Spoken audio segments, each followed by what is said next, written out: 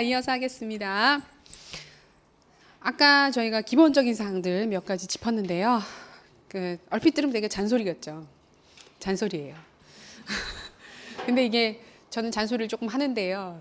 이게 해야 또 그죠? 이렇게 중간중간에 느슨해진 마음을 이렇게 또 잡고 그렇게 되더라고요. 그래서 지금 맞춤법 보게 되는데, 맞춤법 보기 전에 한 가지 지금 얘기를 안 한 게 있어서 한 번 더 얘기를 할게요. 1, 2, 3, 4월 달에 기본 교재 가지고 공부하시는 거 말고, 그 다음에 쓰는 거, 아까 논술 쓰기 노트, 기본적인 정리 노트 만드는 거 말고, 그 다음에 하셔야 될 게 하나가 있는데요. 그게 뭐냐면 집에 있는 교육학 개론책을 처음부터 끝까지 한번 읽으세요. 집에 교육학 개론, 이거는 수험서잖아요. 이건 수험서인데 이렇게 시험을 위해서 만들어진 수험서 말고요. 쌤들 교직 공부하실 때 보통 교직 첫 학기 들어가게 되면 교육학 개론이나 교육의 이해라고 하는 수업 많이 들으시죠. 그러니까 그건 보통 다 필수니까 다 들으셔야 되는데, 아마 그거 들으실 때 썼던 교재가 어딘가 있을 거예요. 혹시 없으신가요? 이런 책 다시는 보지 않아 이러면서 막 이렇게 후배한테 뭐 밥 한 끼에 넘겼다든지 아니면 막 이렇게 불살라 버렸다든지 그러셨을 수도 있는데, 보통은 있죠. 보통은 있으시면 그 책이 무엇이 되었던 간에 상관없으니까 그 책을 5월 달 이후부터 해서 저희가 문제 막 본격적으로 들어갈 때 못 읽습니다. 못 읽으니까 지금 1, 2, 3, 4월 달 사이에 읽으세요. 되게 재미없어요.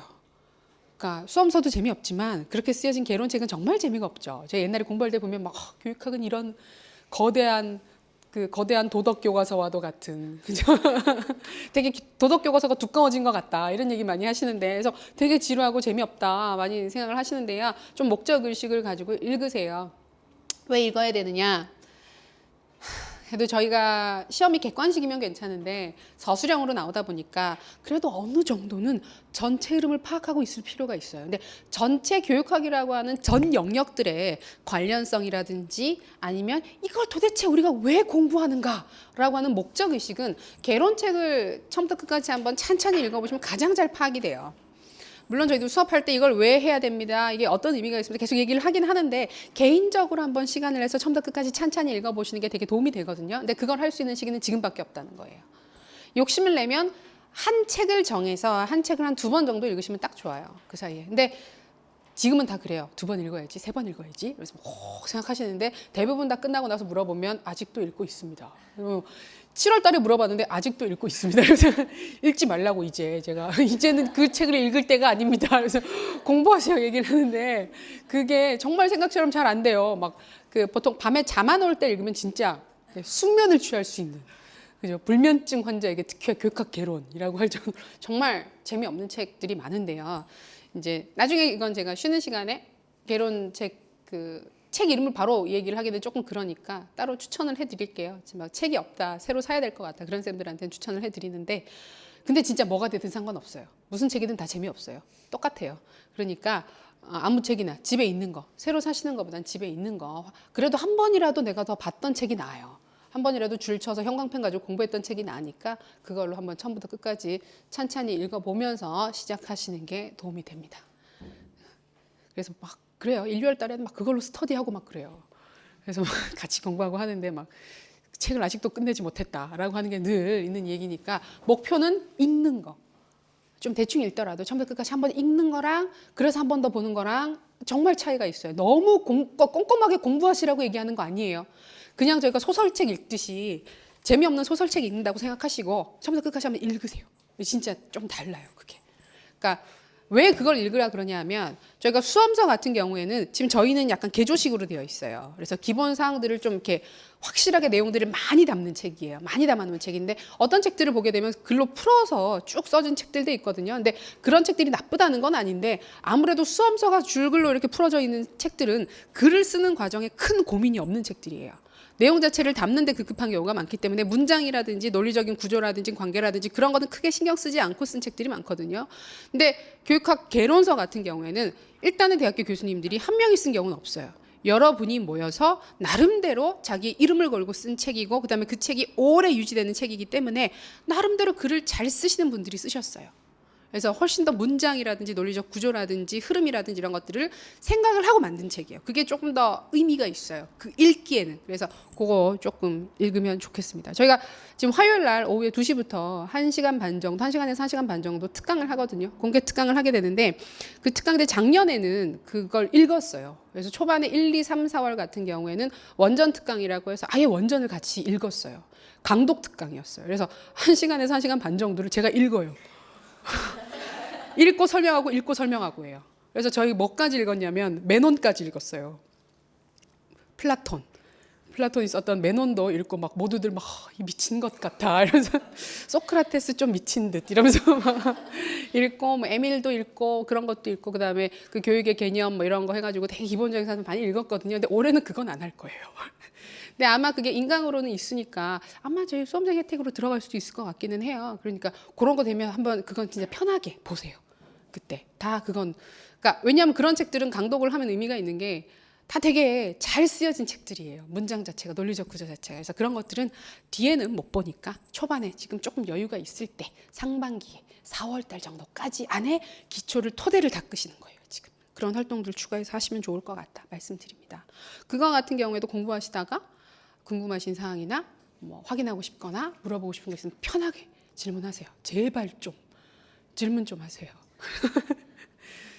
그 시험 때 되면 되게 많이 하시는데 초반에는 아무것도 궁금하지 않고 뭐 항상 편안하시죠. 그래서 너무 편안하다 하시는데 자꾸 생각을 하시는 게 중요해요. 결국은 문제가 교사 입장에서 학교 현장에서 학생들을 가르치다가 혹은 학교 생활을 하다가 생긴 문제들을 이론을 가지고 어떻게 해결하느냐가 포커스거든요. 그래서 그러니까 공부하실 때도 내가 수험생이라서 공부를 한다라고 자꾸 생각하지 마시고 내가 교사다. 교사인데 내가 왜 교육의 개념을 알아야 할까? 이걸 아는 게 교사한테 무슨 의미가 있을까? 이런 생각을 하시면서 정리하시는 게 좋아요. 개념 잘 이해를 하시더라도. 아유, 잔소리 그죠? 끝이 없어요. 그래서 개론서 읽으시라고 얘기 드렸습니다. 자, 한글 맞춤법 보겠습니다. 아까 말씀드렸던 것처럼 맞춤법은 아주 크리티컬한 요소는 아닙니다. 다 틀려도 5점입니다. 다 틀려도 5점인데 물론 저희가 합격하고 떨어지고 하는 건 다 막 1, 2점 차이로 다 붙고 떨어지고 하는 거니까 되게 그렇긴 하죠. 그렇긴 한데 이것들 중에서 아까도 말씀드렸던 것처럼 맞춤법을 너무 많이 틀리면요. 글에 대한 선입견이 생겨요. 아, 이 사람은 되게 별로 생각하지 않고 사는 사람인가 보다. 그다음에 되게 그 기본적인 것들, 기초적인 걸 틀리게 되면 정말 그 선입견이 세게 들어가요. 그래서 그런 사항들 여기 보시면 그래서 다음 페이지에 4페이지부터 맞춤법과 띄어쓰기의 실제라고 해서 뭐 맞춤법 100제라고 해놓고 100개 넘게 들어가 있어요. 근데 이 100개를 다 보는 건 의미가 없고요. 저희가 논술에서 흔히 틀릴 수 있는 거 많이 쓰는 거 여기 보면 저희가 보통 일상생활할 때 많이 틀리는 것들이 나와 있는데 그런 것들은 저희가 대부분 많이 틀리지는 않습니다. 보면 자주 틀리는 건 정해져 있어요. 쌤들이 틀리는 거 일반 딱 정해져 있기 때문에 그런 거 중심으로 간단하게 보도록 하겠습니다. 띄어쓰기도 가급적이면 잘 지켜서 하세요. 크게 틀리는 게 있으면 제가 체크를 해드리겠습니다.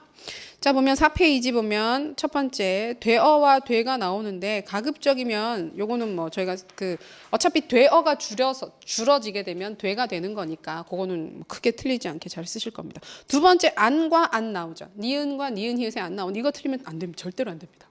이거 같은 경우에 틀리면 하고 역시 선입견이 생기는 대표적인 사례 중에 하나예요. 여기 보시면 안 같은 경우에 니은의 안은 부사고 니은 히읗의 안은 용언의 어간이다라고 해서 그 국어 시간에 예전에 배웠던 게 막 희미하게 기억이 나시죠? 용언의 어간과 부사의 차이라고 해서 갑자기 표정이 되게 막 짜증나지시는 모습이 보이는데 이거 잘 안 틀리시죠? 안 틀리시죠?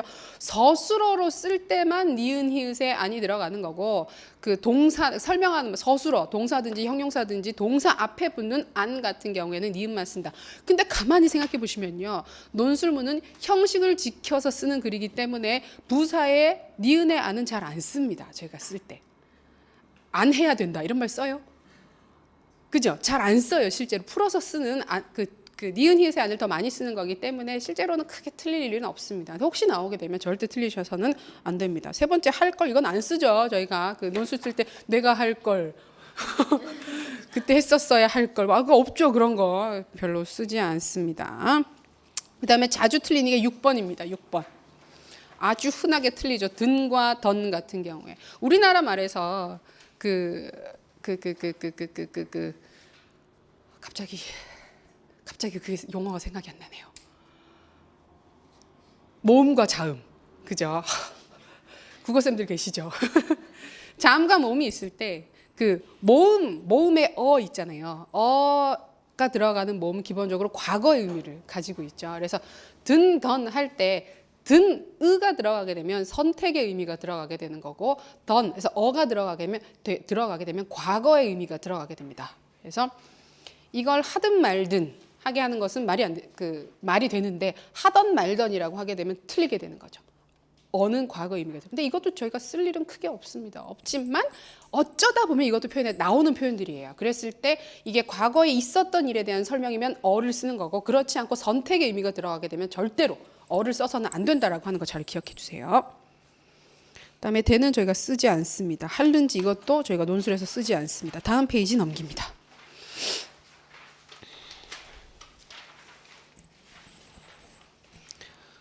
그다음에 붙이다, 받치다, 부딪히다 이런 거 뭐 버리다, 늘리다 이런 것도 많이 저희가 틀리긴 하는데 쓰다 보면 이런 표현은 저희가 교육학 논술에서 거의 쓸 일이 별로 없어요. 그래서 실제로 이 부분은 뭐 그렇게까지 꼼꼼하게 보실 필요는 없습니다.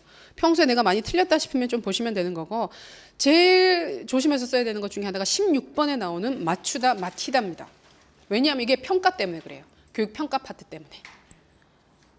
그래서 교육 평가 파트 저번에 작년에도 문제 한번 내보니까 쌤들이 그러니까 여기에 대한 감이 없이 전혀 맞추다 마치다가 서로 다른 의미를 가진 말이라는 걸 아예 모르고 쓰신 쌤들도 있고 이게 두 개가 서로 다른 말임을 알고 근데 내가 뭘 써야 될지가 모르는 쌤들 같은 경우 이 표현을 절대로 안 쓰고 썼어요. 처음부터 끝날 때까지. 그래서 이게 보면 평가 문제에서 문항 분석 문제였는데 문항 분석 문제를 얘기를 하기 위해서는 문제를 맞췄다 틀렸다라는 표현을 써야 되잖아요. 써야 되는데 그걸 안 쓰고 빙빙 돌려 쓰는 거예요. 정답을 기술할 경우라든지 정답인 경우 이런 식으로 오답인 경우라고 해서 빙빙 돌려 쓰는 거예요. 그게 되게 좋은 거예요.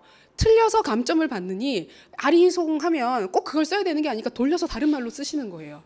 자, 그랬을 때 그런 번거로운 일을 하지 않기 위해서 확실히 알아두실 건 맞추다 마치다 해서 정답이 있다, 목표가 있다 그런 경우에는 마티다를 씁니다. 마티다. 그래서 마치다는 옳은 답을 대다. 정답이다. 목표에 도달하다. 이렇게 마치다를 쓰게 되는 거예요. 그래서 보시면 우승팀을 마치다, 정답을 마치다. 저희가 평가에서 특히 많이 체크를 해야 되는 부분 정답을 마치다라고 하는 거. 발음상은 똑같죠. 마치다, 마치다 이렇게 되는데 쓸 때는 마치다.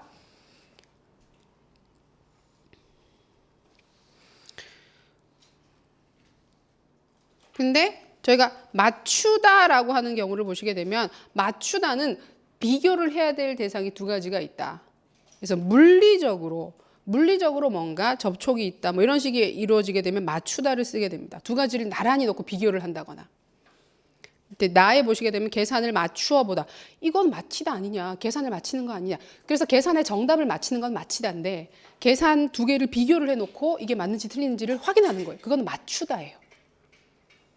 저희가 그런 거 있잖아요. 그래서 정답을 맞히다. 근데 시험이 끝나고 나서 쉬는 시간에 친구들과 답을 비교를 해보는 건 뭐라고 써야 돼요?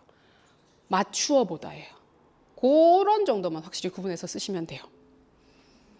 양복을 맞추다, 짝을 맞추다. 그래서 보통 많이 구분할 때 두 개가 있다. 두 개를 놓고 비교를 했다. 맞추다. 아니면 물리적인 충돌이 있었다. 맞추다. 이렇게 되는데 그렇지 않고 그게 아니라 정답이 있고 정답에 가는 거다. 정답이냐 아니냐를 확인했다. 그러면 이제 그거는 맞히다가 된다.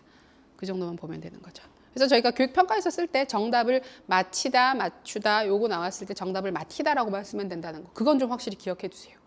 아마 그 문제 그런 거에 대해서 쓸 일이 있으면 정말 눈에 불을 켜고 찾을 거예요. 채점하시는 분들이. 왜냐하면 그건 정말 기계적으로 딱 감점할 수 있는 파트잖아요. 되게 반가워요. 저희 시험은 점수를 주려고 하는 시험이라기보다는 순서 서열을 매기는 시험이잖아요. 그러다 보니까 감점될 부분이 있으면 그냥 무조건 감점을 한다고 보시면 돼요. 그래서 그런 부분들을 절대로 틀리지 않게끔 조심하시면 되겠습니다. 나머지는 여기는 밑에 볼 거 없습니다. 저희가 뭐 횟집이나 장밋빛 이런 거 쓸 일 없죠. 그죠? 뭐 우리 교육의 장밋빛 미래를 뭐 이런 아까도 아까 말씀 안 드렸는데 그 교육학 논술을 쓰실 때는요 최대한 건조하게 쓰셔야 돼요. 건조하게 쓰세요. 되게 감정적으로 쓰시면 안 돼요. 느낌표, 물음표, 가급적이면 안 들어가는 게 좋아요. 이 얼마나 개탄할 교육의 현실인가. 우리 교육이 이렇게 나아가도 된단 말인가? 이런 거 쓰지 마세요. 옛날에 막 웅변하는 투로 막 서론 쓸 때 저희가 쓸 말이 없다 보니까 아무래도 느낌표라든지 물음표라든지 쓰게 되는데 가급적이면 그런 거 없이 되게 건조하게 쓰는 게 좋아요. 감정적으로 쓰지 않는 게 좋아요. 비유 조심해서 쓰셔야 돼요. 그러니까 글 잘 쓰시는 분들이 비유 되게 좋아하거든요. 그래서 막 서론 결론 끝날 때 막 진짜 화려한 비유들이 많이 나와요. 근데 비유가 뭐가 문제냐면 생각해서 읽어야 돼요. 글 읽는 사람이. 근데 가급적 생각하지 않고 바로바로 찾아서 확인할 수 있게 해주는 게 좋아요. 그러니까 잘 쓰면 상관이 없는데 자칫 잘못하면 그런 것 때문에 글의 인상도 흐리게 되고 그다음에 감점 당할 수도 있기 때문에 비유나 이런 건 쓰지 않고 그냥 건조하게 쓰시는 게 좋습니다. 감정이 좀 이렇게 욱하더라도 참고 그냥 건조하게 쓰세요. 다음 페이지에 보시면 또 많이 틀리는 게 27번, 28번입니다. 이거는 진짜 죽을 때까지 헷갈려요. 로서와 로서는 이거는 머리로는 아는데 문장 자체에서 의미가 명확하게 하나로 갈리지 않는 경우가 너무 많기 때문에 되게 헷갈려요. 그러면 쓰지 마세요, 제발. 한국말은 로서나 로서를 쓰지 않아도 얼마든지 그 뜻을 표현할 수 있어요. 그랬을 때 내가 확실하지 않으면 안 쓰는 게 나아요. 근데 역시 또 눈에 불을 켜고 채점하는 사람이 있을 거란 말이에요. 국어 교사가 들어갔다. 막 반가운 거예요. 그래서 이러면서 다 감점해 버릴 수가 있으니까 잘 확인하세요. 자, 먼저 28번 먼저 봅니다. 로서와 로서를 보면 이거는 뭐 저희가 너무나 잘 알고 있지만 그래도 계속 틀립니다. 로서는 자격이다. 로서는 도구다. 라고 확실히 구분되겠죠. 그래서 흔히 많이 확인하는 걸로 뒤에 썰을 뺐을 때 말이 되면 로서고 말이 안 되면 로서다. 근데 어떤 문장에서는 로서인데도 빼도 말이 되는 경우들도 있어요. 그래서 그렇게 구분하는 건 조금 불안해요. 불확실하고 확실한 경우만 쓰고 그렇지 않은 경우에는 아예 빼고 다 로로 쓰시는 것도 괜찮습니다. 말만 되면. 그게 더 안전해요. 여기 보시면 그래서 로서 앞에는 주로 사람이 들어가게 되죠. 자격이 들어가다 보니까. 그래서 교사로서 어떻게 그럴 수가 있느냐. 교사로서 해야 할 일이 무엇인가. 학생으로서 지켜야 할 본분이 무엇인가. 이런 걸 쓸 때는 로서를 쓰는 게 맞습니다. 그런 경우에는 로서를 쓰세요. 그 외의 경우는 가급적 이 표현을 안 쓰는 게 안전합니다. 아예. 그래서 보시면 교육자로서 일생을 보내다 나로서 할 말이 없다. 부모로서 해야 할 일, 교사로서 그런 말을 하다니 친구로서 충고한다. 모든 싸움은 너로서 시작되었다. 이런 그죠? 시비를 거는 듯한 표현은 나오진 않겠지만 주로 저희가 많이 쓰는 게 학생으로서, 교사로서, 부모로서 이런 말들은 저희가 쓸 수 있어요. 교육학 논술에서도. 그러니까 특히 교사로서 이런 표현들은 그때 주의해서 쓰시길 바랍니다. 얘기를 해보면 또 틀려요. 누군가는 틀려요. 반드시. 근데 틀리지 마시고. 그다음에 로서를 보시면 도구죠. 도끼로서 나무를 찍다. 여러분 썰을 빼도 도끼로 나무를 찍다. 도구의 의미가 확실히 들어갔을 때. 이럴 때는 로서를 쓸 수가 있습니다. 그런 거죠. 교과서로서 학생을 가르친다. 그런 경우는 교과서로 학생을 가르친다. 근데 로서보다 로로 쓰는 게 훨씬 더 자연스럽죠. 그렇게 굳이 쓸 필요가 없다는 얘기예요. 썰을. 그러니까 자격인 경우에만 로서를 쓰고 그렇지 않은 경우에는 썰을 쓰지 말고 그냥 로로만 쓰세요. 그게 훨씬 더 글을 읽는 사람도 고민하지 않게 만들어주는 표현입니다. 비슷한 맥락에서 위에 27번을 보시면 함의로와 함으로가 나옵니다. 이거 쓰다 보면 되게 헷갈려요. 여기 왜냐하면 둘 다 말이 되거든요. 말이 되기 때문에 어디에 어떻게 써야 되는가가 헷갈리게 되는데 자 보시면 뭐 의로는 조사다, 음으로는 엄이다라고 하는데 그렇게 보면 그것보다는 가와 나의 의미를 보세요. 그는 열심히 공부함으로써 이유죠. 도구죠. 함으로써 부모님에 의해 은혜에 보답하고자 한다. 이건 공부를 한다라는 걸 가지고 공부라고 하는 도구를 가지고 뭔가를 한다라는 의미가 들어가는 거예요. 그랬을 때는 이거는 앞에 명사의 의미가 되는 거기 때문에 의로서가 조사로서 붙는 거예요. 이건 큰 의미가 없고 그래서 이유가 되면 살려서 공부함으로써라고 쓰시면 됩니다. 근데 도구가 되면 공부라고 하는 것이 도구가 돼서 그렇게 되면 되는 거고 그는 부지런함으로 잘 산다. 부지런함을 가지고 잘 사는 게 아니라 부지런하기 때문에 잘 사는 거죠. 그러니까 부지런함으로 잘 산다. 근데 방금도 들으셨던 것처럼 굳이 이걸 이렇게 쓸 필요가 없어요. 부지런하기 때문에 잘 산다라고 쓰면 돼요. 풀어 쓰세요. 불확실하면. 그거 왜 풀어 썼냐고 저희가 이게 원고지면 글자 수 제한 때문에 뭐 하염없이 풀어 쓸 수가 없는데 저희는 유선지이기 때문에 그런 문제가 없어요. 불확실하면 풀어 쓰세요. 애매하면 헷갈리면. 이거 가지고 이 함으로 그다음에 함으로 많이 틀리거든요. 그래서 하다 보면 이런 거에서도 감점되는 경우가 있는데 의미를 생각해 보시고 이게 오해 없이 가장 잘 풀어 쓸 수 있는 표현이 무엇인지 보시고 쓰시면 되겠습니다. 이것도 많이 틀립니다. 많이 틀립니다. 출석률은 그냥 기억해 두세요. 출석률. 그 다음에 다음 페이지부터는 뭐 크게 저희가 이야기를 할 사항들이 별로 없습니다. 의외로. 아니에요? 이런 것도 없고. 바람, 바램. 잘 안 쓰죠, 이제는. 이건 잘 안 틀리죠. 막 어색할 정도로 많이 바람이라고 다 잘 쓰고 있긴 한데, 안 쓰면 됩니다. 바람. 우리의 희망이다. 소망이다. 이렇게 쓰면 돼요. 뭐 굳이 바람이라고 쓸 필요가 없어요.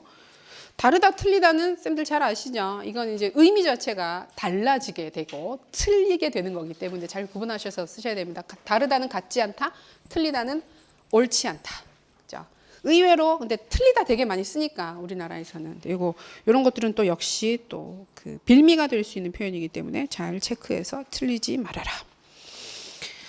다음에 그 뒤에는 뭐 저희가 일반적으로 삶에서 쓰는 표현들이 주로 많고 대단한 글을 쓸 때, 논리적인 글을 쓸 때는 별로 나타나지 않은 부분이기 때문에 큰 문제 없이 쓰시면 되겠습니다. 다음에도 보면 쭉 없어요. 별로 볼 거. 크게 없습니다.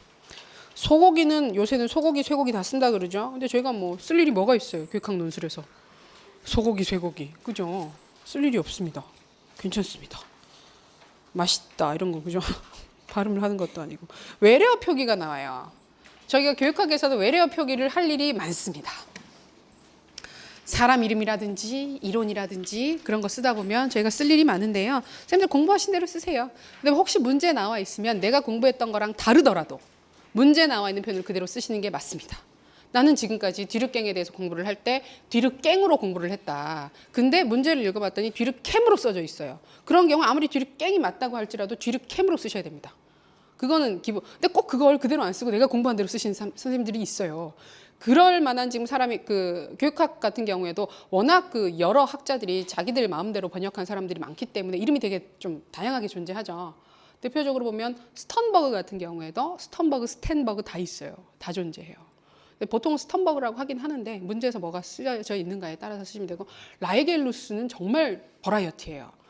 그 정교화 이론 공부하시면 라이겔루스라고 학자가 나오는데 라이겔루스라고도 쓰고 라이겔루스라고도 쓰고 라이거루스라고도 쓰고 라이거루스라고도 쓰고 그래 진짜 그래서 공부하는 사람마다 다 다르게 얘기를 하거든요. 그다음에 뭐 이론이나 모형 같은 경우에도 메리를 보면 그 내용 요소 전시 이론이라고 하는 게 이제 그것도 뭐 구인 전시 이론이라고 얘기를 하기도 하고 되게 다른 것들이 많아요. 그랬을 때 오스벨도 봤다. 오스벨, 오즈벨, 오스벨 뭐 되게 다양해요. 간에도 갸네부터 해서 그렇죠. 이제 그럴 수밖에 없는 이름들도 있긴 하죠. 라이겔루스나 가네나 이런 사람들은 그렇긴 한데 진짜 삐아제, 피아제 그죠. 비고츠키도 비고츠키, 비고스키 뭐 그래서 되게 다양한데 그런 것들은 너무 고집 부리지 마시고요. 문제 나와 있으면 그대로 쓰시면 되고 문제 나와 있지 않는데 내가 써야 된다 그러면 내가 공부하셨던 대로 쓰시고 좋은 거는 이제 옆에다가 괄호해서 원어를 바로 써줄 수 있으면 가장 좋습니다. 그게 점수에는 반영이 되지 않는데 무슨 효과를 준다? 후광 효과.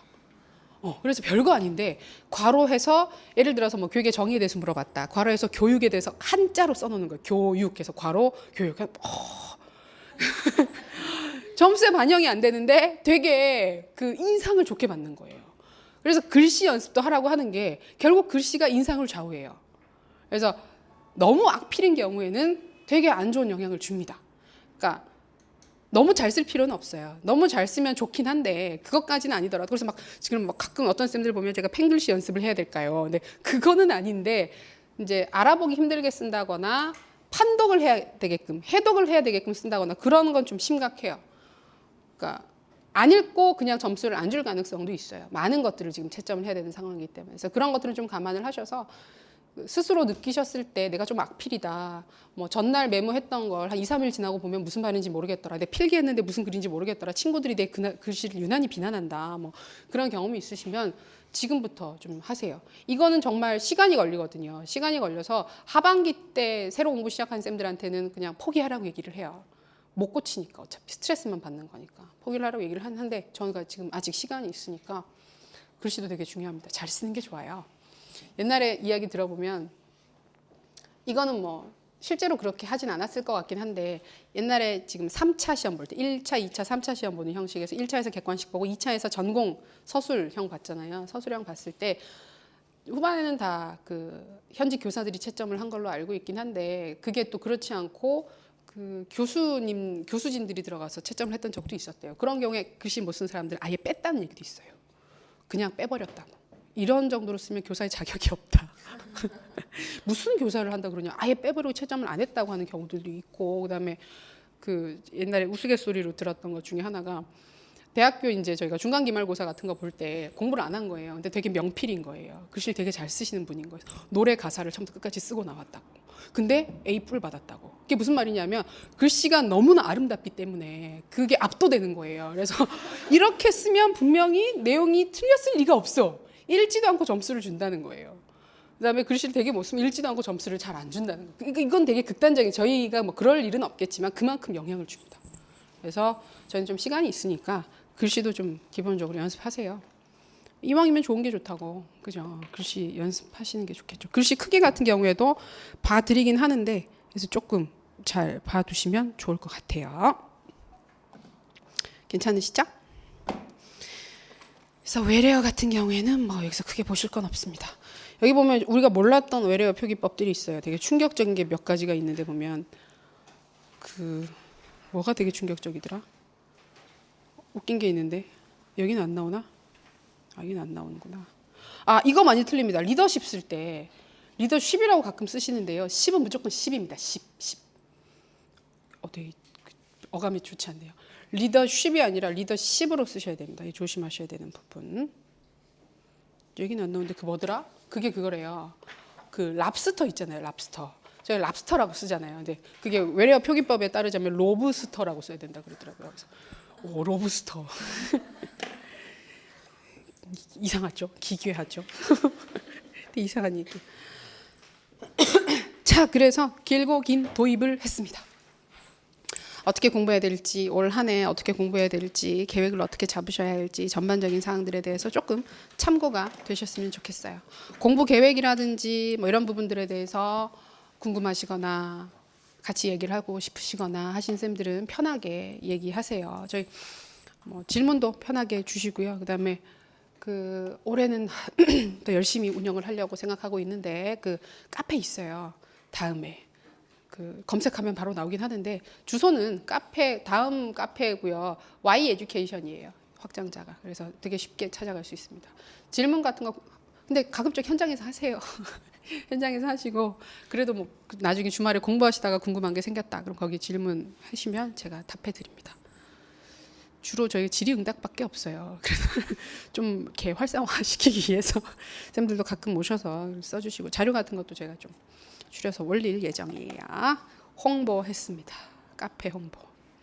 언제 그 좀 더 높은 레벨로 올라갈까 이러면서 자, 그래서 지금부터는 이제 쌤들이 기대하셨던 교육학 이론 공부 들어가도록 하겠습니다. 지금 계획으로는 오늘 내일에 걸쳐서 교육의 2회 파트를 끝낼 예정이에요. 쌤들 공부하실 때 그 들어가면 그 앞에 개요나 목차나 이런 거 잘 안 보시죠? 목차 되게 중요해요. 목차 보세요. 자, 저희 앞에 보시면 저희가 본 내용 들어가기 전에 교육학 논술의 기본적인 사항들, 개념들 쭉 나와 있는데 오늘 수업 시간에 얘기했던 사항들이랑 많이 겹쳐요. 한번 읽어보세요. 그건 그냥. 자, 첫 번째 교육의 2회 파트 핵심 체크 노트. 개요 보시고 그 목차 보시는군요. 넘겨주세요. 다음 페이지로. 보시면 핵심 체크 노트 있고 교육의 이해라고 해서 간단한 목차 나타나 있죠. 핵심 체크 노트 한번 보겠습니다. 교육의 개념 확인한다. 교육의 목적이 무엇이냐. 위계와 유형 확인한다. 헌법 제31조의 교육 관련 규정을 본다. 교육의 형태 몇 가지를 확인한다. 제도를 확인한다. 교직관 확인한다. 오늘 계획으로는 그래서 개념, 목적, 평생교육 정도까지 볼 계획이긴 한데 뭐 될는지 잘 모르겠어요. 지금 앞에 이야기들을 너무 많이 해가지고 그렇긴 한데 대략 그 정도 확인합니다. 저희가 교육의 2회 파트는요. 저희가 공부를 시작할 때 주로 많이 보게 되기 때문에 여러 번 보긴 하는데 그만큼 뒤에 가면 잘 까먹는 파트이기도 해요. 그래서 이게 그렇게 중요한가 중요하지 않은가 얘기를 하자면 그래도 저희가 객관식대 같은 경우에는 평생교육 파트만 거의 한정지어서 문제가 많이 나왔긴 한데 지금 논술형, 서술형으로 바뀌게 되면서 아무래도 좀 쓸 게 있는 요 파트도 좀 중요하거든요. 그래서 가장 기본적인 개념이기 때문에 교육의 개념 부분과 특히 내재적 목적, 외재적 목적 파트는 다른 영역들과 연합해서 낼 수 있는 영역입니다. 그래서 중요하게 보실 수 있고 평생교육은 또 언제나 중요한 파트. 그다음에 평생교육 여기는 좀 없는데 다문화 이야기 있어요. 다문화 교육 같은 경우에도 지금 학교 현장에서 다양하게 겪을 수 있는 문제이기 때문에 이전보다는 좀 더 관심 있게 봐야 한다. 그다음에 제도는 별로 중요하지 않습니다. 근데 교직관 같은 경우에는 이거는 저희가 뭐 면접 볼 때도 중요하게 볼 수가 있고 그다음에 다른 영역들이나 또 엮어서 내기가 좋은 부분이기 때문에 중요하게 취급받을 수가 있습니다. 그러니까 이전과 조금 다른 부분이 뭐냐면 옛날에는 뭐 객관식 때 많이 나왔던 영역들이 중요하다. 그런 영역들 위주로 해서 봤다고 한다면 지금은 다른 영역들이랑 엮이기 좋은 부분들, 엮이기 좋은 항목들이 문제에 나올 가능성이 더 높아져요. 그래서 그런 부분들은 저희가 좀 주의해서 봐야 합니다. 그래서 교육의 이해는 그것 자체로 중요하다. 이 문제만 하나만 나온다라고 보기는 조금 어렵고 다른 영역들이랑 좀 엮어서 내기가 좋습니다. 그다음에 아무래도 시작하는 부분이니까 시작하는 부분부터 좀 잘 준비를 해야 그죠? 마음 편하게 다음 단계도 이어서 공부를 잘 하실 수가 있겠죠. 자, 그런 사항들 염두에 두시고 드디어 첫 번째 페이지. 28페이지예요. 첫 번째 페이지인데 벌써 교육의 이해 시작하도록 하겠습니다. 교육의 개념 부분은 몇 가지만 암기하시면 됩니다. 근데 암기는 하셔야 돼요. 저희가 서술형 시험이라고 해서 객관식 때는 암기 열심히 하지만 논술형 그냥 내가 생각해서 쓰면 돼요. 근데 그건 아니잖아요. 어차피 사실을 써야 되는 거기 때문에 기본적인 암기가 이루어져야 합니다. 제가 체크하는 사항들 이건 암기하세요 하는 건 암기하세요. 복습하실 때 암기하세요. 까먹으실 거예요. 시간이 지나면 까먹지만 그래도 한 번 외우고 두 번 외우고 세 번 외우고 하면 끝까지 기억이 나잖아요. 그래서 또 왜 그런 거 있잖아요. 분명히 저번에 다 외웠는데 시간이 지나니 까먹어요. 그래서 내가 정말 어떻게 공부를 해야 될지 모르겠어요. 난 공부에 안 맞는 사람이 아닐까 막 고민스러워요. 그렇게 고민하신 쌤들이 있으신데 누구나 다 그렇습니다. 한 번 봐서 기억이 나서 그것이 영원히 유지되는 사람이 어디 있어요. 책 한 번 읽고 다시 시험 보면 다 만점이게 그건 다 누구나 다 그래요. 그래서 그걸 참고 여러 번 보시는 게 결국은 잘 되는 거죠. 자, 그래서 첫 번째 교육의 어원 부분을 보시면 동양적 어원과 서양적 어원이라고 해서 몇 가지를 구분을 해놨습니다. 특히 저희가 이 교육 개념 이야기를 할 때는 한자로 교육을 쓰실 수 있으면 참 좋을 것 같다. 어렵진 않잖아요. 요거 정도는 기억해 두실 수 있잖아요. 그래서 이거 딱 괄호에서 딱 무슨 교육과 관련해서 써놓으면 되게 그죠? 어쩔 수 없어요. 저희가 똑같이 쓰더라도 1점이라도 더 받아야 되는 상황이기 때문에 이런 것들도 활용해서 보시는 게 좋아요. 이 교육의 어원은 맹자가 이야기를 했다고 합니다. 맹자가 처음으로 이야기를 한 게 교육이다. 가르칠 교자와 기를 육자가 합쳐지게 되면서 가르치고 기른다. 기본적으로 가르치고 기른다라는 두 가지의 의미가 들어가 있기 때문에 자, 오른쪽 페이지 29페이지에 동그라미 3번 보세요. 교육은 성숙한 부모나 교사가 미성숙한 자녀나 학생들에게 착하게 살도록 모종의 가치 있는 것들을 솔선수범해서 가르치고 자녀나 학생들을 그것을 본받고 배우는 활동이다. 교사 중심의 인격적인 성숙이 이루어진 연장자가 미숙한 아이들을 가르친다라는 의미가 들어가 있습니다. 그래서 상대적으로 보게 되면 서양의 그 교육의 어원, 근데 서양의 교육의 어원도 두 가지로 에듀셀에 에듀카레 두 가지를 보게 되면 두 가지 의미가 다 들어가 있긴 하지만 상대적으로 서양과 비교를 해서 봤을 때 교사의 그 권위, 교사의 역할을 좀 더 강조하는 입장입니다. 우리도 전통적으로 학교에서 이런 메타포를 가지고 교육이 진행되죠. 학교에서 지금은 좀 덜하지만 전통적인 학교 상황을 생각해 보게 되면 학생이 무엇인가를 배운다기보다는 선생님이 가르치는 장소죠. 가르친다라고 하는 행위에 좀 더 포커스를 맞춰서 보고 있어요. 근데 이제 후반에 가게 되면 이제 그 기를 육자가 들어가게 되면서 뭐 다른 것도 들어간다 얘기를 하긴 하는데 그래도 상대적으로 교사 중심적입니다. 그다음에 관계 자체가 수직적입니다. 연장자, 연소자라는 개념이 들어가 있기 때문에 나이가 많은 사람이 나이가 어린 사람을 이끈다라는 의미가 들어가게 되는 거죠. 특히 동양에서는 이게 잘 통하죠. 서양에서는 나이라고 하는 게 큰 의미가 없지만 동양에서는 그죠. 길에서 보면 제일 먼저 그 뭐 시비가 붙으면 몇 살이야 하잖아요. 너 몇 살이야가 처음이잖아요. 그러다 보니까 교육의 장면에서도 이런 의미가 들어가 있습니다. 그래서 교사와 아동의 수직적 인간관계를 상정한다. 수직적 인간관계 기억해 두셔야 되는 부분입니다. 밑에 보면 군자삼락이라고 해서 이것도 맹자가 이야기를 한 겁니다. 맹자가 군자는 유교에서 교육받은 인간상을 상징하는 용어입니다. 이건 나중에 한국교육사 공부하시다 보면 성리학 파트 공부하시게 되면 그 군자라든지 선비라든지 이런 용어들을 좀 체계적으로 공부를 하시게 되는데 일단 그래서 그 인격적 성숙자인 군자가 세 가지 즐거움을 가질 수가 있다. 첫 번째가 보면 부모가 모두 생존해 계시는 거, 형제가 무고한 거. 이거는 내가 어떻게 할 수 없죠. 운명입니다. 그다음에 두 번째, 위로는 하늘에 부끄럽지 않고 아래로는 사람들한테 창피하지 않은 거. 이건 스스로의 그 배움을 갈고 닦는 거, 자기 자신을 다스리는 행위입니다. 세 번째, 마지막이 천하의 영재를 얻어서 교육을 하는 거다. 라고 해서 후학을 가르치는 행위의 중요성을 강조를 했습니다. 이거는 혹시 이 파트에서 문제가 나온다고 한다면 활용되기가 괜찮은 지문 중에 하나예요. 군자삼락 이야기하면서 이건 맹자가 이야기를 했다. 그래서 동양적인 교육의 의미.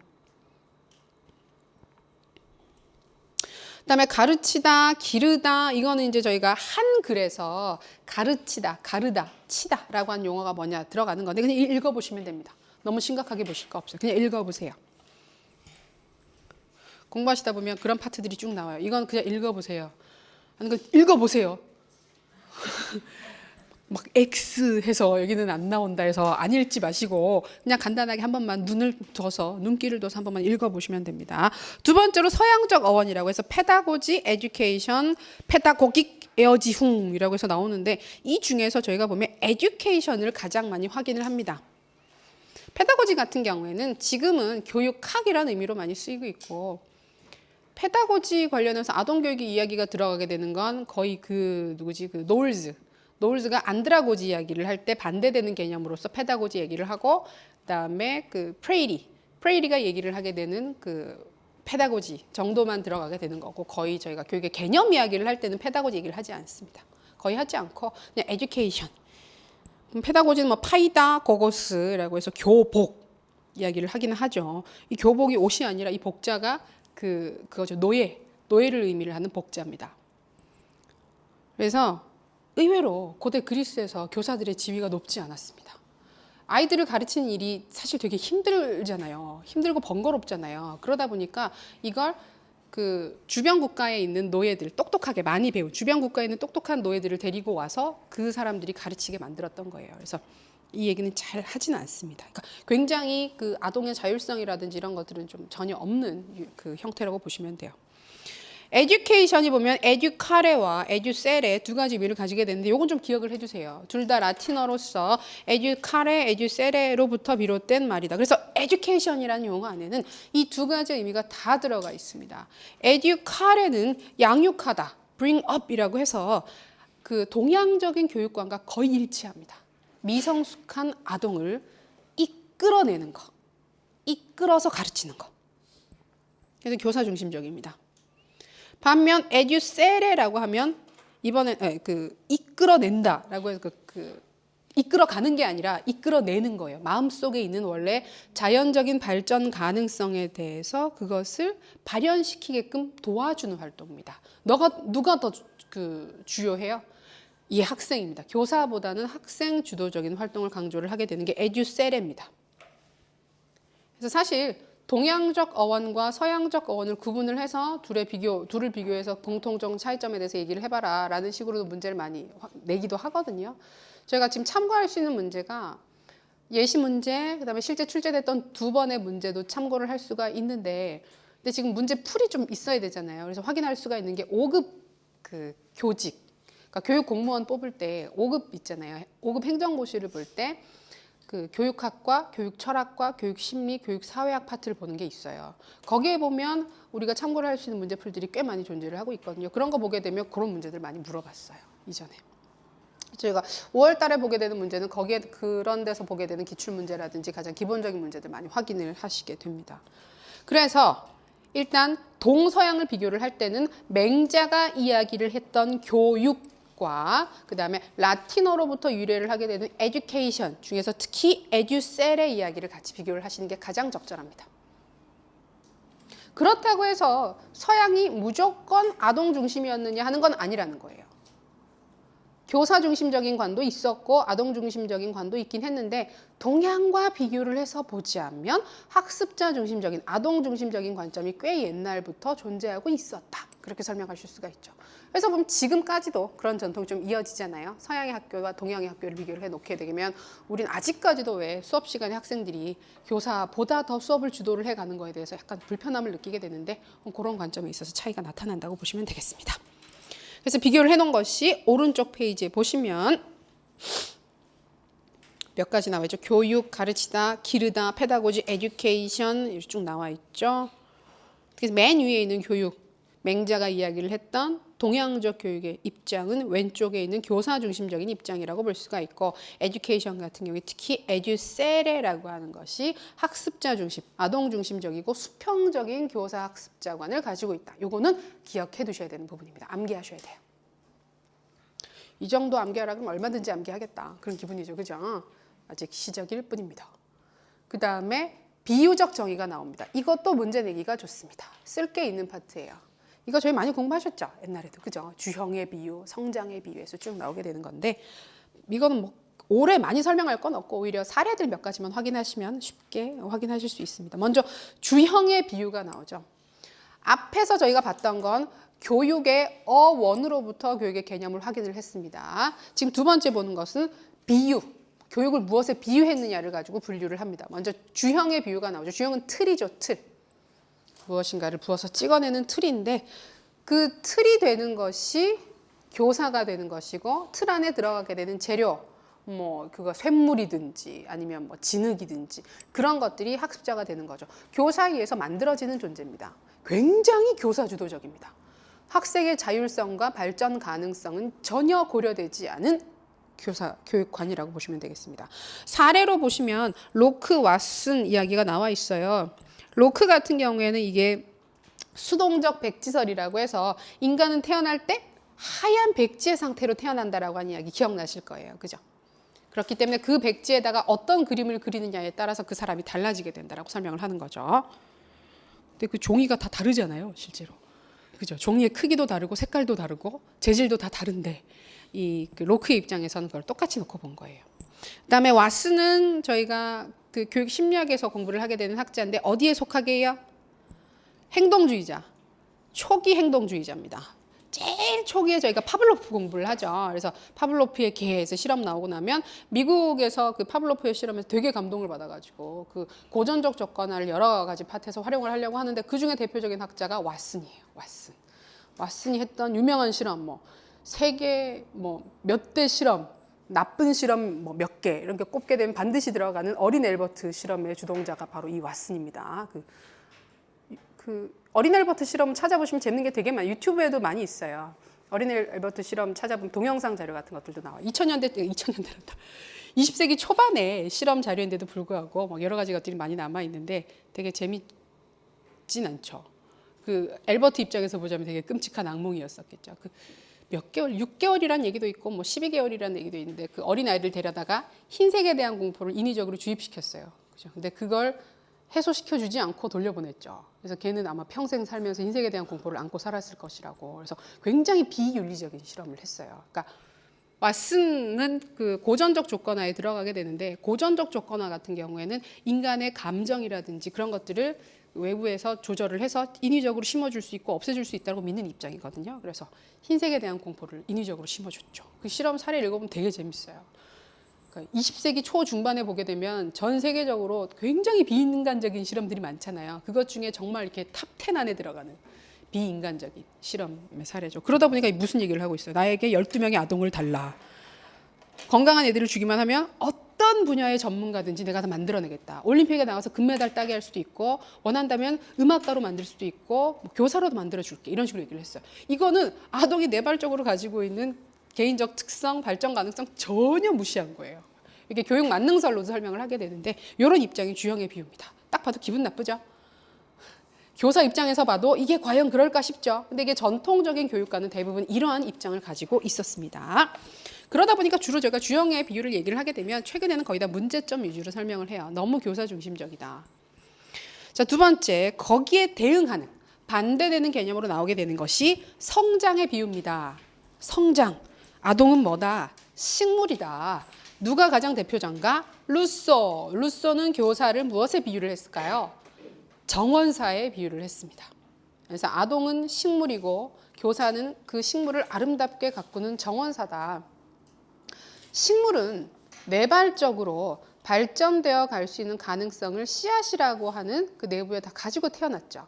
그래서 교사가 하는 일은 그 식물 자체에 어떤 의미를 부여를 하는 것이 아니라 식물한테 그 내발적인 가능성이 발현될 수 있는 조건을 만들어주는 거예요. 환경을 구성해 주는 거예요.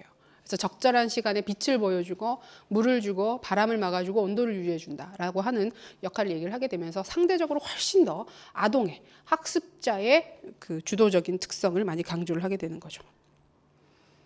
그래서 보시면 교육 그 루소와 진보주의 같은 경우는 교육 철학 파트에서 20세기 초반에 미국의 교육 철학 사조를 공부하시다 보면 진보주의, 그다음에 본질주의, 그다음에 항존주의, 그다음에 재건주의 이렇게 해서 공부를 할 때 나오게 되는 그 진보주의예요. 그래서 진보주의자들은 주로 이 아동 중심적인 성장의 비유를 활용했습니다. 지금도 보면 저희가 열린 교육이라든지 그런 거 얘기를 할 때는 주로 이런 성장의 비유를 많이 쓰고 있습니다. 이런 선생님들을 더 학생들이 좋아하죠. 기본적으로. 너희들은 내가 만드는 내가 그 만들어 놓은 틀 안에서 만들어지는 그 것들이야. 의지 뭐가 중요해 생각도 하지 말고 그냥 내가 시키는 대로 해 하는 선생님은 보통 싫어할 거 아니에요. 그래서 뭐 의견을 존중해 주겠다 이런 식으로 보는 성장의 비유가 훨씬 더 많이 되죠. 근데 이제 문제점 같은 부분을 보게 되면 그래도 교사가 되게 중요한데 너무 아동에 대한 이야기만 하고 있다라고 비판을 하기도 한다라는 거. 그 다음에 이 두 가지를 절충해서 나타나게 되는 것이 예술의 비유와 성년식의 비유입니다. 예술의 비유를 보시게 되면 뭐라고 얘기를 하느냐 하면 교육의 과정은 예술이고 교사는 예술가고 학생은 재료라고 얘기를 해요. 주형의 비유랑 유사하죠. 근데 재료의 특성을 고려해서 작품을 만들어야 된다는 거예요. 그래서 아동의 자발성이라든지 그런 부분들을 상대적으로 더 강조하고 있습니다. 보시면 동그라미 3번에 보시면 예술가와 재료의 관계처럼 교사와 학생도 상호작용한다. 그래서 교사가 주도적이긴 한데 그 과정에 있어서 학생도 참여를 한다 라고 절충해주고 있어요. 그래서 어정쩡해요. 그다음에 성년식의 비유를 굉장히 최근에 많이 강조를 하고 있습니다. 그러니까 교육도 막 돌다 보면 교육학도 유행이 있잖아요. 이렇게 막 그 어떤 부분들이 막 유행하고 또 강조되고 그런 흐름들이 있는데 최근에 보면 이런 약간은 좀 전통주의적이고 항존주의적인 입장을 가진 교육 철학 파트가 많이 강조되고 있는 추세예요. 그러다 보니까 이 성년식의 비유라고 하는 게 보면 비슷하긴 한데 이 주형의 비유라고 하는 것도 보면 너무 형식적인 측면만 강조를 했다. 근데 이제 보시면 주형과 성장의 비유가 내용과 방법의 관련성을 잘못 파악하고 있다. 두 가지 다 봐야 한다. 주형은 내용만을 강조를 했고 성장은 방법만을 강조를 했다라고 하는 거예요. 중요하니까 배워야 해. 선생님이 너희보다 더 전문가니까 가르치는 대로 배워라고 하는 것은 내용을 중시했던 주형의 입장이었고 하지만 그렇게 가르치는 게 중요한 게 아니라 아동의 자발성을 강조를 하면서 가르쳐야 한다라고 보는 것이 방법적인 측면에 있어서의 그 성장의 비유였다고 본다면 두 가지를 다 강조를 하는 것이 이 성년식의 비유입니다. 그래서 내용적인 측면에서는 주형에 해당해요. 너희들은 모른다. 학생들은 절대로 무엇이 가치 있는 것인지 모르기 때문에 교사가 혹은 연장자들이 이미 잘 만들어진 문화유산으로부터 교과를 선정해서 가르치는 것이 맞다. 근데 방법에 있어서는 그렇게 강압적이거나 일방적인 관계가 아니라 좀 더 상호작용하는 관계가 필요하다라고 접근을 하는 겁니다. 그래서 주형의 비유랑 얼핏 보면 굉장히 유사해 보입니다. 유사해 보이는데 방법적인 측면에 있어서 그 조금 더 아동의 자발성이라든지 다양한 방법들을 열어놓고 있다는 점에서 차이가 나죠. 그다음에 마지막으로 많이 보게 되는 게 만남의 비유인데요. 이 만남의 비유는 나중에 철학 공부하실 때도 나오고 그다음에 그 상담 이론 공부하실 때도 중요 개념으로 만남이라는 개념이 나오게 됩니다. 만남은 그 실존주의에서 굉장히 강조하는 핵심 개념입니다. 그래서 어떤 상황에서든지 문제의 지문이라든지 문제에서 교사가 만남에 대해서 언급을 했다. 100% 실존주의예요. 되게 그건 바로 민감하게 캐치를 하셔야 되는 부분입니다. 여기 보시면 만남은 그 앞에 있었던 모든 비유라고 하는 것이 한계를 가진다. 교육의 본질적인 행위에 대해서 잘못 이해하고 있는 것이다. 자, 교육은 보면 괄호 2번에 보시면 교육은 교사나 학생 간의 만남, 인간적이고 인격적인 만남을 통해서 이루어지게 되는 그 활동이다.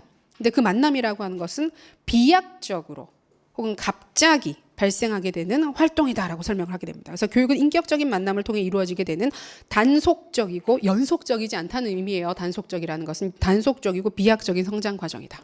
그래서 교육이 뭐다? 우리가 쌤들도 이게 지금 공부를 하시다 보면 아, 만남은 그런 뜻이었구나. 아, 성년식은 그런 뜻이었구나라고 순간순간 깨닫는 게 있죠.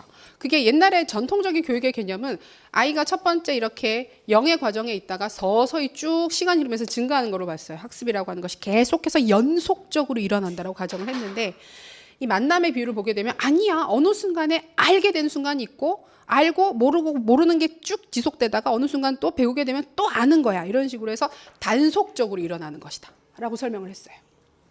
이게 실제로도 교육의 장면과 유사하지 않겠느냐. 근데 이렇게 도약이 일어나는 활동을 보게 되면 이때 뭐가 일어나느냐. 교사와 학생의 인격적 만남이 일어난다는 거예요. 인격적 만남이라고 하는 것은 도구적이지 않은 만남이에요. 학교에서 선생님과 학생이 만났을 때 무슨 선생님, 그다음에 너는 몇 반에 있는 몇 번 누구.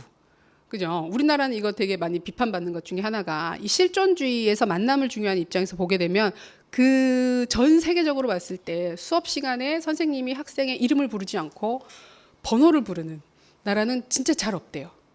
선생님 이름을 외우지 못하고 많이 부르죠. 자, 오늘 우리 뭐 시작할 때 한번 확인해 볼까? 오늘이 31일이니까 31번 혹은 뭐 오늘이 2일이니까 19번 일어나 봐. 뭐 그러기도 하잖아요. 왜? 이러면서 막 하게 되는데 그런 식으로 이건 되게 몰인격적인 행위예요. 우리가 번호로 불려진다라고 하는 거 그죠? 선생님이 날 인간적으로 대하는 게 아니라 그냥 수많은 아이들 중에 한 명으로서 나를 대하는 거잖아요. 학생 A, 학생 B 이렇게 대하는 거잖아요. 굉장히 비인격적인 만남이에요. 근데 그런 만남을 통해서 학습이 발생하는 게 아니라 정말 인간 대 인간으로서 나와 너가 만나서 이렇게 같이 공부를 했을 때 그 순간 이렇게 깨우침이 일어나게 되고 다음 단계로 올라가게 된다. 인격적인 만남을 강조하게 됩니다. 그래서 역시 이런 학생 중심적이고 그다음에 대안적인 교육에서 많이 강조를 하고 있어요. 최근에도 그렇죠. 이런 것들 많이 강조하겠죠. 학생들도 좋아하겠죠. 이런 만남을 오히려 더. 자, 그래서 밑에 표를 보시면 주형, 성장, 예술, 성년식 만남 쭉 나와 있습니다. 주형의 비유 보시면 로크 기억하시고요. 그다음에 왓슨 기억하시고요. 성장은 루소. 그다음에 예술은 그 학자가 없죠. 그냥 예술은 잘 안 물어봅니다, 실제로. 마지막에 성년식 나오는데 성년식은 피터스가 대표적인 학자입니다. 성년식. 문화유산으로의 입문이라는 표현을 쓰고 있기 때문에 성년식. 그다음에 만남, 실존주의에서 얘기를 한다. 볼로브. 여기다가 추가로 그 부버도 써 넣으세요. 볼로브와 부버도 똑같이 그런 얘기를 하고 있습니다.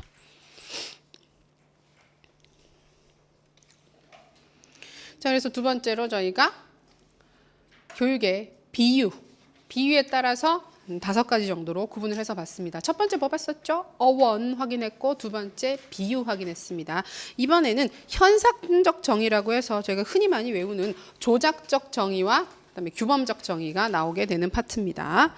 근데 이거는 세부적으로 물어보기가 조금 불편해요. 불편해서 기본적인 사항들만 조금만 파악하시면 됩니다. 너무 이렇게 심각하게 생각하실 거 없어요. 여기 보시면 초록색 박스 안에 쉐플러의 정의 방식이라고 해서 이게 일반적으로 지금 우리나라에서 교육학계에서 흔히 쓰이게 되는 그 분류 기준도 거의 이 쉐플러라는 학자가 분류를 하는 기준과 크게 다르지 않습니다.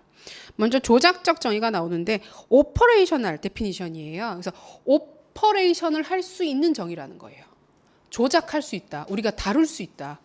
학문의 영역에서 쉽게 다룰 수 있게끔 개념을 딱딱딱 구분해서 만들어 놓은 정의가 조작적 정의입니다. 현실적인 삶을 많이 설명해 준다라기보다는 사실적이라기보다는 학문적으로 다루기가 좋은 개념이 조작적 정의예요. 대표적으로 저희가 많이 공부를 하게 되는 게 정범모 선생님이 만들었던 그 교육은 인간 행동의 계획적 변화다라고 하는 거. 이건 선생님들 학부 때도 공부하실 때 많이 암기하지 않으셨어요? 저도 기억나는 게 제가 그 교직 그 강의했을 때 교육학 개론 수업을 했을 때 첫 번째 중간고사에서 서술형 문제를 꼭 냈어요. 그래서 정범모 선생님의 조작적 정의에 대해서 설명하라고 그러면 그 10글자밖에 안 돼요. 인간 행동의 계획적 변화. 10글자밖에 안 되거든요. 외우기 좋은 건 이거는 좀 외워두세요. 가장 기본적인 사항. 아마 물어보진 않겠지만 그래도 기본적으로 알고 계셔야 되는 사항입니다. 그다음에 두 번째 보시면 기술적 정의라고 하는데 보시면 디스크립티브예요. 기술이라고 하는 게 서술하는 거, 있는 그대로 설명해 주는 게 디스크립티브한 정의입니다.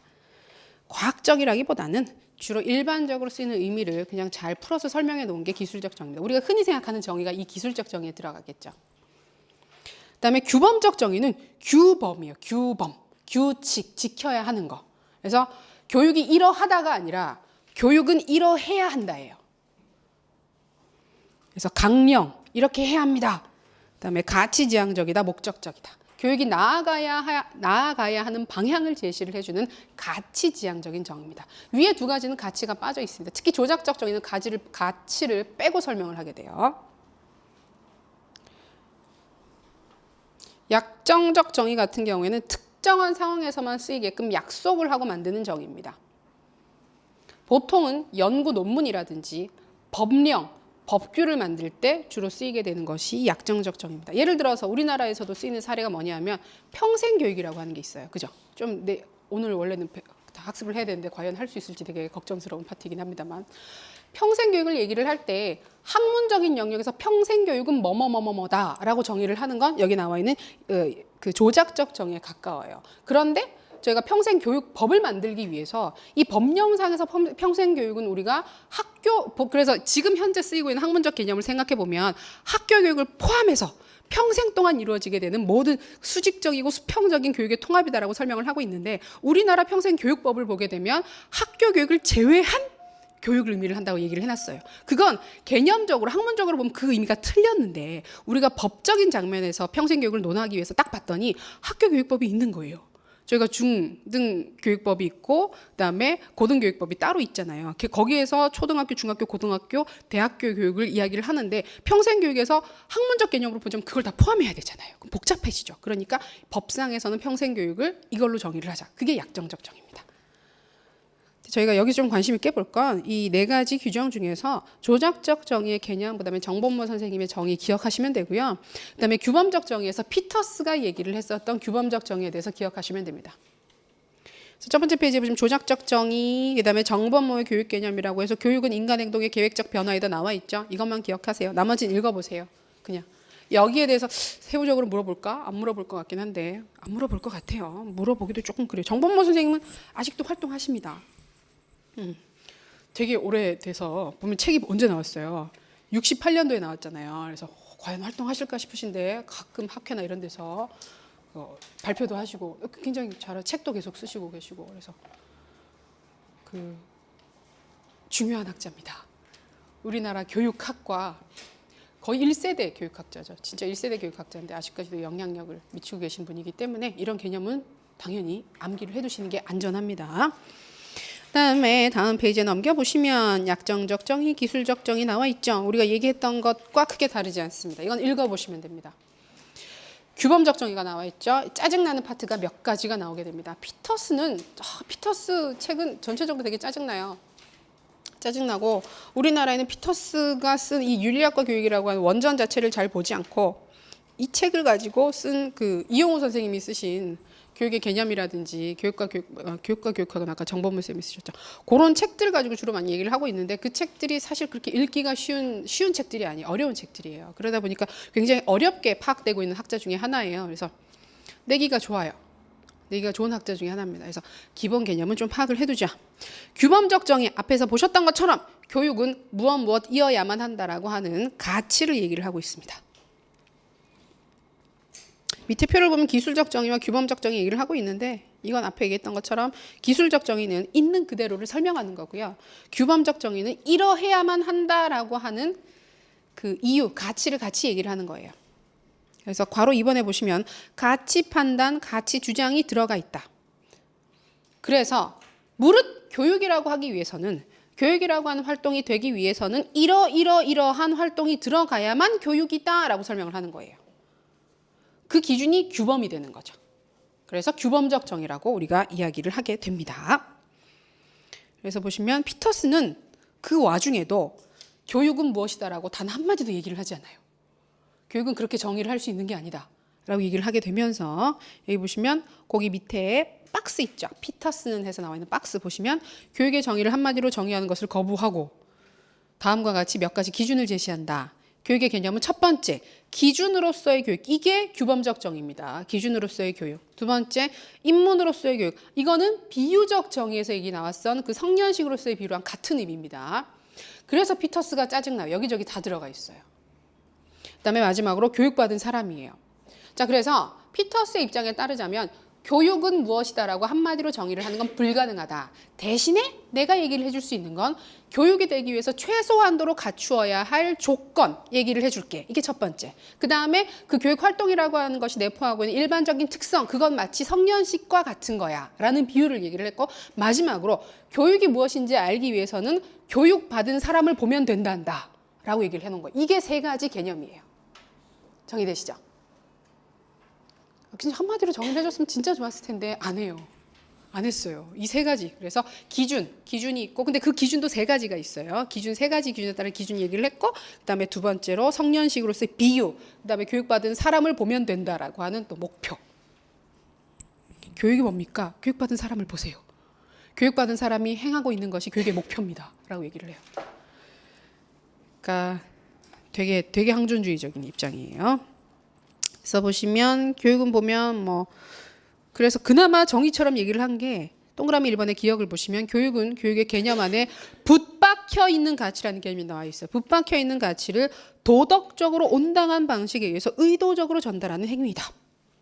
붙박혀 있는 가치는 교육이라고 하는 것이 내재적으로 가지고 있는 본질적인 가치를 교육적으로 올바른 방식으로 가르친다. 그러니까 내재적 가치를 굉장히 강조합니다.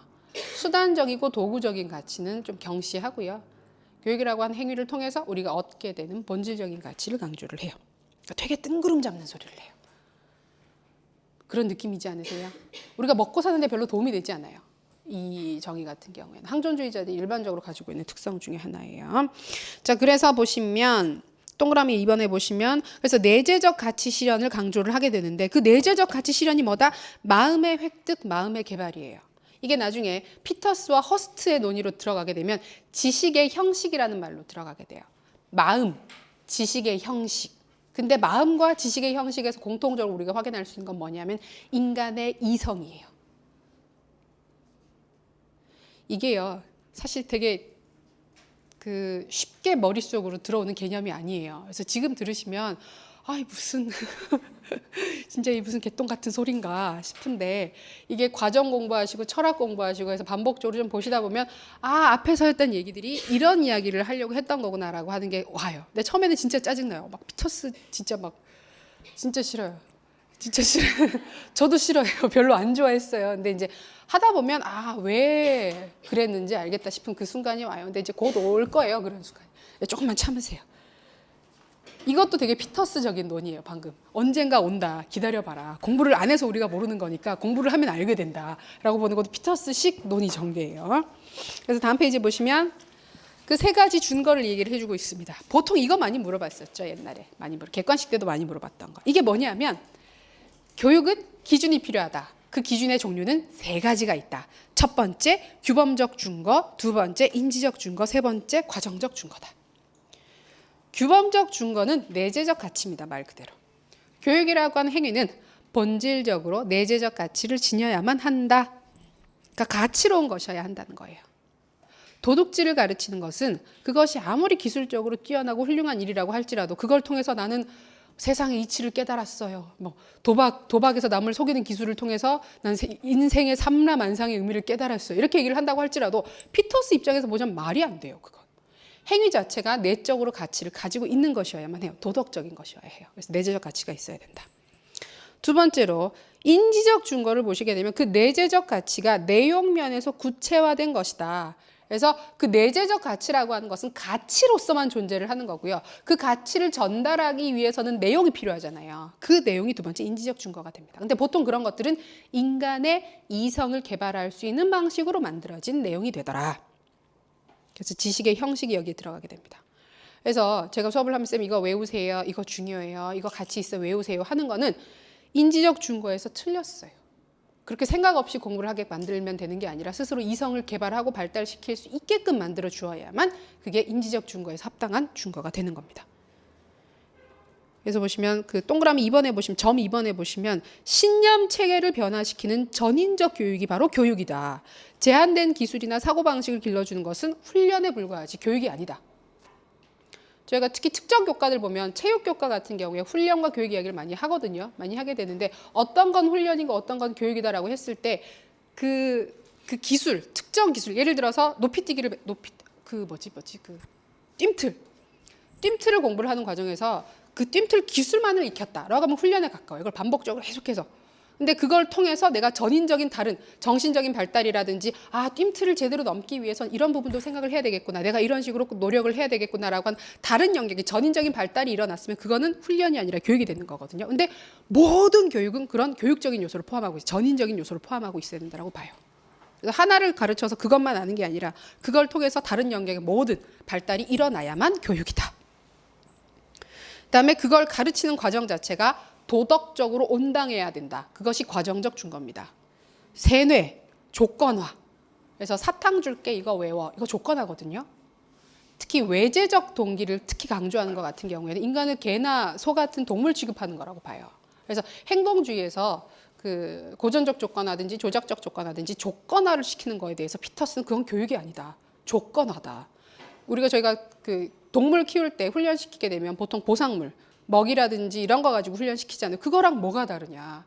그건 머리로 생각해서 하는 게 아니라 자기의 욕구나 욕망에 따라서 움직이는 것에 불과하다라고 봅니다. 그다음에 세뇌를 하는 것도 그거는 계속해서 옆에서 주입해가지고 그렇게 만드는 거지 내가 스스로 생각해서 도덕적으로 온당한 판단을 하는 게 아니잖아요. 그건 교육이 아닙니다. 이 세 가지 증거는 기억하셔야 됩니다. 규범, 인지, 과정. 그다음에 인문으로서의 교육은 위에서 나왔던 성년식으로의 교육과 같은 개념입니다. 그다음에 교육받은 사람은 교육의 목적 이야기를 할 때 항상 나와요. 그래서 피터스는 교육의 목적을 뭘로 받느냐? 교육받은 사람을 만드는 거다. 교육받은 사람은 어떤 거냐? 교육받은 사람을 보면 안다라고 얘기를 해요. 약간 순한 논증적인 오류가 있긴 한데 근데 이게 교육받지 않은 사람은 교육받은 사람을 봐도 그 교육받은 사람의 특성을 알 수가 없다. 그러니까 배우세요. 그러니까 공부를 하세요. 라는 식으로. 일단 한번 먹어봐. 있잖아요. 일단 한번 먹어보면 이게 얼마나 좋은 약인지 알 수가 있어 라고 약을 파는 거랑 비슷한 방식으로 교육의 가치를 강조를 하고 있어요. 이 세 가지 기준 파악되시죠? 지금 고개를 끄덕이고 있기는 하나 그죠? 쌤들의 지금 마음속에서 그 피터스의 기준에 합당한 교육이 발생하고 있는지는 약간 의문이긴 해요. 근데 이게 바로 안 돼요. 바로 안 돼요. 처음에 들으면 진짜 이게 무슨 뜬구름 잡는 소린가 싶거든요. 조금만 더 보면 아시게 될 거예요. 일단은 크게 세 가지 영역으로 구분해서 봤다. 준거의 세 가지 영역, 그 다음에 두 번째로 성년식, 인문으로서의 교육, 세 번째로 교육받은 사람, 목표 나눠져 있다. 그 다음에 이 준거 안에 세 가지 준거가 들어가 있죠. 규범, 인지, 과정. 그렇게 해서 짝을 지어서 공부하시면 되겠습니다. 밑에 보시면 표도 나와 있어요. 이 표 한번 봐두세요. 피터스와 정보물 교육의 개념. 다음 페이지에 넘겨보시면 옥쇼트 이야기가 나오는데 옥쇼트는 저희가 1, 2월 강의에서는 하지 않겠습니다. 중요한 학자이긴 한데 나올 가능성이 되게 높아요. 아마 특강 때 추가로 하던가 할 거예요. 저희 화요일 특강. 근데 지금 하기에는 약간 심화 내용이에요. 피터스랑 유사한 학자로서 항존주의자인 옥쇼트가 있습니다. 여기 나와 있는 자료 한번 읽어보시면 크게 어렵지 않게 확인하실 수 있을 거예요. 그래서 이번 주 특강은 교육의 개념 정리예요. 그래서 다양한 관점에서 교육의 개념과 교육의 가치, 목표 이런 부분들 한번 쭉 정리해보는 시간을 가지게 되는 게 내일 특강이라고 보시면 되겠습니다. 그다음에 쌤들 공부하시는데 도움되라고 그 다음에 보시면 표가 몇 개 들어가 있어요. 기능적 정의는 안 중요해요. 안 보셔도 됩니다. 42페이지, 43페이지 표가 나와 있는데 이거는 여기에 나와 있는 모든 것들이 이 기준에 따라서 아주 명확하게 구분이 된다라기보다는 이런 식으로 많이 분류를 해서 볼 수가 있다. 이런 사항들이 있더라라는 거 확인하는 방식으로 보시면 될 것 같습니다. 그 다음에 보시면 교육 사상가들의 정의 방식 나오는데 이건 심심할 때 읽어보세요. 심심할 때 교육학책 읽으시겠어요? 안 보시겠지만 그죠? 정말 정할 게 없다. 밤에 잠이 오지 않는다. 아주 좋은 수면제라고 아까도 말씀드렸죠. 그 정도로 봐두시면 됩니다.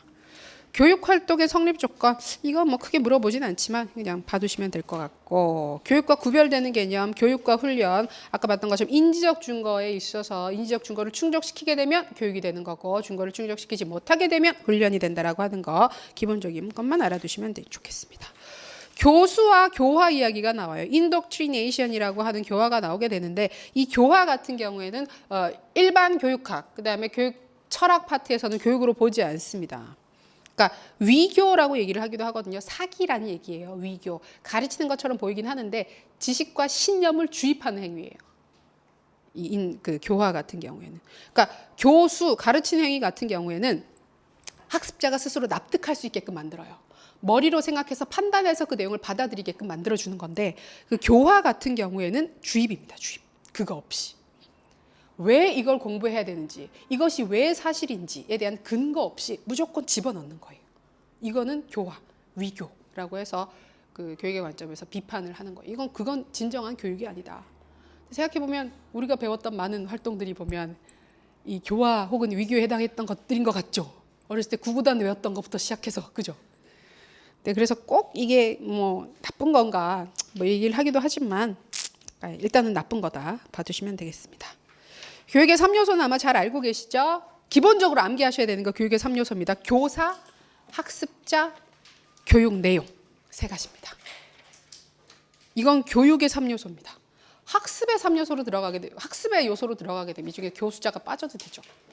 교사가 있어도 되고 없어도 됩니다. 근데 이제 저희가 교육 장면에서 학교에서 이루어지게 되는 모든 교육은 교사, 그다음에 학습자, 교육 내용이 있어야 한다. 이것들 중에서 뭐가 더 중요한가? 이거에 대한 논의는 그 교육 철학적인 입장에 따라서 조금씩 다르게 나타날 수가 있긴 있어요. 근데 이 세 가지 요소가 있다라고 하는 건 기억을 해두시면 좋겠습니다. 그다음에 교육의 가능성과 한계라고 해서 또 역시 재밌게 읽어볼 수 있는 사항들이 있어요. 쌤들은 교육 가능설, 교육 부정설, 상호작용설 세 가지 중에서 무엇을 밀고 싶으세요? 상호작용설을 밀고 싶지 않으세요? 교육학은 기본적으로 그런 학문입니다. 어느 하나에 극단이 없어요. 극단이 없고 뭐 예를 들어서 그런 거 있잖아요. 교육에 있어서 동기 공부하다 보면 내재적 동기, 외재적 동기 이야기가 나와요. 그럼 내재적 동기, 외재적 동기 중에서 어떤 동기가 더 중요하고 가치로운 동기일까요? 라고 물어보면 둘 다인 경우가 태반이에요. 그래서 답을 쓰실 때도 저희가 되게 무의식적으로 뭔가 더 좋은 거 지금 더 많이 쓰고 있는 거 이쪽으로 포커스를 맞춰서 쓰고 싶어져요. 근데 가만히 보면 교육의 현장이라고 하는 장면이라고 하는 게 워낙 다양하고 그 상황 자체가 항상 모두 다 다르기 때문에 정답이라고 하는 걸 찾기가 되게 힘들잖아요. 그렇기 때문에 어느 하나를 미는 건 되게 위험한 답안 쓰기 방식이에요. 그래서 여러 가지가 있으면 이런 것들은 다 이런 점에서 의미가 있고 다 중요하다. 중요한 건 교사가 열심히 공부해서 스스로의 판단에 따라서 상황에 가장 잘 맞는 것이 무엇인지를 찾아서 쓸 수 있는 것이어야 한다. 이런 식으로 결론을 주로 많이 내리게 되는 겁니다. 마찬가지로 교육 가능설, 부정설 둘 다 뭐 어느 한쪽이 절대적으로 맞다고 보기는 힘들다. 보시면 교육 가능설 같은 경우에는 환경이 유전보다 중요하다고 보는 입장이고 교육 부정설 같은 경우에 아니다. 유전적 요소가 환경을 지배한다고 보는 입장이에요. 이게 의외로 심리학 파트랑 교육학 파트에서 이 두 번째 교육 부정설 부분 되게 많이 연구했어요. 특히 지금 그 교육 심리 파트에 보게 되면 미국의 미네소타 대학 쪽에서 교육 심리 부분을 정말 20세기 초반부터 열심히 연구를 했거든요. 그래서 쌍생아 연구라든지 쌍둥이 연구 같은 경우에 똑같은 쌍둥이들이 있었는데 얘네들이 서로 다른 지역으로 입양된 사례라든지 그런 걸 가지고 20년, 30년씩 트랙해서 연구를 한 사례들이 많아요. 근데 그런 걸 보면 의외로 환경적인 요소보다 유전적인 요소가 되게 크게 작용하는 것들도 많았던 거예요. 그런 식으로 해서 다 여기 보면 되게 극단적으로 럼브로서 나오잖아요. 골상학. 그래서 저 사람 머리 모양을 보니 저 사람 살인자다. 저 사람은 소매치기다. 이런 식으로 얘기를 하게 되는 아주 극단적인 그런 것도 있는데 이런 것까지는 아니더라도 그런 연구들이 있어 왔던 거예요. 양쪽의 증거가 다 있습니다. 그랬을 때 우리는 당연히 유전보다는 환경의 중요성을 강조해요. 교사의 입장에서는. 그렇긴 한데 둘 다 중요한 역할을 하게 된다는 입장에서 보시면 될 것 같습니다. 그다음에 교육학 이야기가 나오는데 이거는 심심할 때 읽어보세요. 재미없겠죠. 심심할 때 읽어보시면 괜찮을 것 같습니다. 여기까지 하시고 잠깐 쉬셨다가 교육의 목적 파트 보도록 하겠습니다.